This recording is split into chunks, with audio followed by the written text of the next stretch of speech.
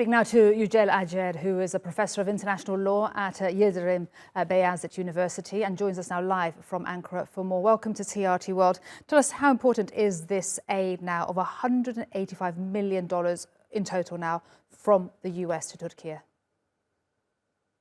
I think in normal situation, the US support Turkey during such a devastation is not surprising in normal circumstances. But we know that Turkey and the United States have been having some problems in some international issues like relations with Russia and in the situation in Syria and similar issues.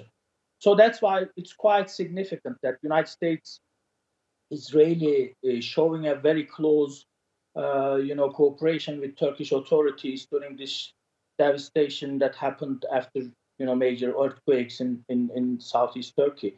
So it's very welcoming in Turkish community that the president of the United States called President Erdogan in early hours of the earthquake, showing his support and United States support. So that's why it's quite significant that the United States is showing a very close support to Turkey. And the impact and significance, would you say, Yucel, of Antony Blinken seeing firsthand the destruction of Hatay?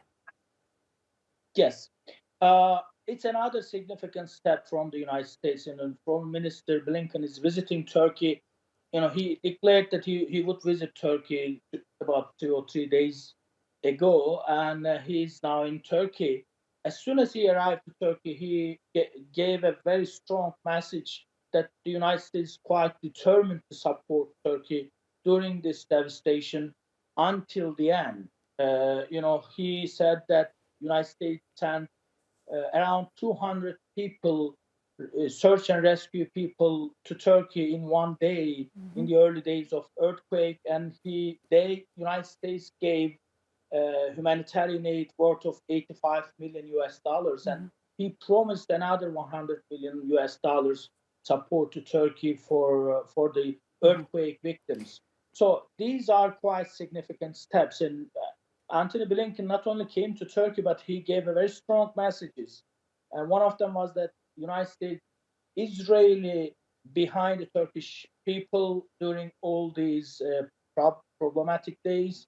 And he also said that whatever it takes, the United States will continue to be together with Turkey and Turkish community.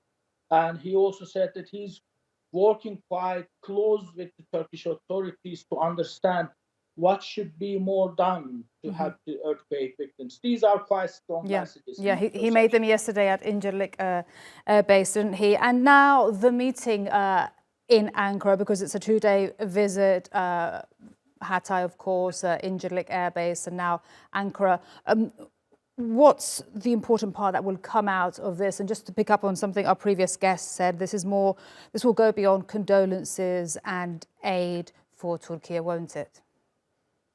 Of course, the first issue is earthquake and how to get over these strong difficulties in collaboration with the United States. And that's the major dispute. That's going to be the major issue. That there's no doubt about that.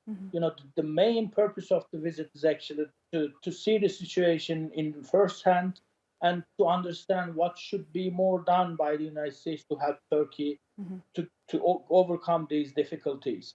But also, I have to emphasize that the good atmosphere is always very significant in solving the bilateral disagreements. And I'm sure there will be some significant issues to be discussed during this visit.